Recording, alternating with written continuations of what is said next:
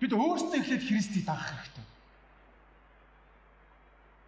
Магадгүй олон сүмүүд энэ жил тичнээн дагалдагч бэлтгэнэ.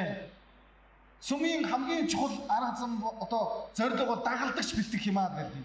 Ярьдаг, заадаг.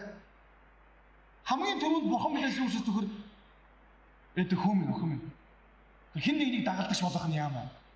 Гэхдээ өөрөө ихлэ дагалдагч болооч гэдгээс хүсдэг байх. Бурхан гуйдаг байна.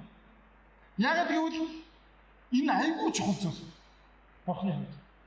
Эхнэр нь нөхөртөө үгэлдэг хүн байна уу? Дандаа үгэлдэг те. Гээ чи наад тамцаа эндүүд өмсөж. Гээ чи наад готлынхаа ард битгий гიშгээд байгаач. Тийм эхнэрүүд байж манай ээж бол нэрээ үгэлтийн мастер. Тэрнээс нь болоод би яг тийм болоо хүмүүцсэн. Манай гэр бүлийн хувьд бол манай эхнэр үгэлдэг, би үгэлдэг. Нэг удаа эхнэр нь ингээд би өөрийнх нь түүхийг ярихгүй шүү, өөр түүх ярьж байна. Нэг удаа эхнэр нь нөхөртөө үгэлсэн байгаа. Үгүй өнөөдөр бороо орох гэдэг нь тий? Чи ажилдаа явахдаа шүхрээ аваад яваа гэсэн. Тэгээ нэрээ харсан чинь бүрхэг bay шүү. Бороо орж магадгүй шимжсэн. Тэгээ эхнэр нь нэг юм хуучаа нэг шүхэр зонтог авчирд өгсөн байна. Тэгээ ажлаас гэрээсээ гараа явахад нь орой ихтэй шүхрээ авчиргаа мартчихваач гэсэн. Тэгэл нөхөр нь тухайн үед бол нэг сонсоогүй юм шиг те нөхөр үе юм чинь бас нэг бас өглөөдөд байхыг бодохгүй шүү дээ. Тэгэхээр дотор нэг эхнэрийнх нь нөгөө орчиж байгаа байхгүй шүхрээ мартваач юм. Тэгэл ажилдаа яваад автобусанд суугаад явсан. Жохон ингээд өглөө байсан учраас бүрхэг байсан учраас бас ингээд зүүрмүүлээд биш үү? Зүүрмүүлжсэн чинь зүүдэнд нь ихнэ шүхрээ мартваач хэлж. Юу хэлээ? Шүхрээ асуу шүхрэн байна. Тэгээ ажил дээр очлоо. Тэгээд нэг 10 шуудаа одоо нэг зарах ёстой нэг юм авсан байна. Тэрийг би одоо юу гэж унш таа нэг. Ямар ч гэсэн миний мэдхгүй зүйл гэхдээ солонгос дургадаг юм гэсэн юм шиг. Тэр айгүй үнэтэй байсан. Нэг шуудагийн 400 мянгаар зараад 10 шуудаа юу 4 сая одоо вон авсан. Тэгээд 4 сая воноо авчаал нөгөө шүхрээ барьчаал явж байсан.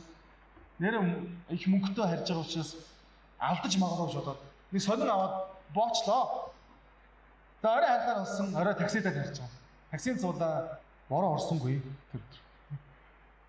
Тэгээд таксинд байсан чинь дахиад зүүрмүүлж байна. Өнөөдөр их ядарчтэй. Гэтэ гэртээ их мөнгөтэй харьж байгаа шүү. Тэгээд зүүрмүүлж исэн чинь дахиад эхнэрийнх нь нөгөө шүхрээ мартваач гэх санаанд ороод сэрсэн чинь хажууд нь шүхрэн байна. Ингээд таксинаас суулаа. Гэртээ орлоо, хаалга тогчлоо, эхнэр нурдаас нь ирлээ. Нөхөр амар бардам те шүхртэйг ирж байгаа байхгүй. Би шүхрээ хайгвэ гэж удаас нэгсэн. Хийгүү тэр үед мөнгө ялаа. Тэгсэн чинь нөгөө боодолтой 4 сая воноо таксиндаа мартаад болчихжээ. Ингээд эхнэртэй хэлсэн байна. Эхнэртэй нөхөр нь хэлсэн.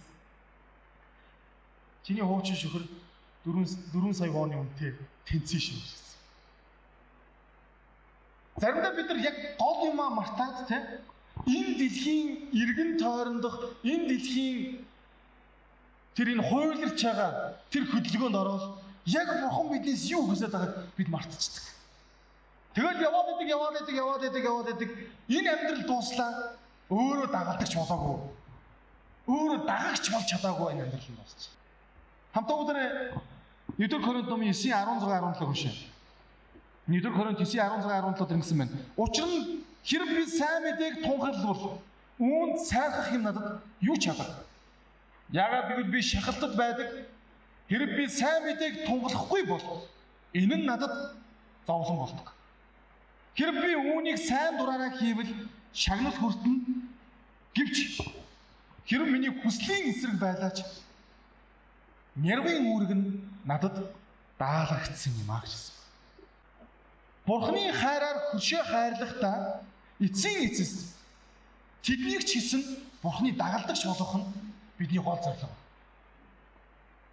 Юу ч ихэр сүмд хайр хэрэгтэй байгаагийн хамгийн эцсийн зорилго нь бид бүгдээрээ дагалдагч болох. Бид бүгдээрээ дагагч болох зорилго. Тийм учраас Паул хэлсэн байна. Би сайн мэдээг те хүссэн хүсээгүй би түгээд юм аа. Бурхны сайн мэдээг. Хэрвээ би сайн мэдээгээ түгээхгүй бол тэр надад бүр зовлон болдгийг. Яг л энэ бол яг нэрв хүний үүрэг шиг надад өгөгдсөн үүрэг юм аа гэсэн.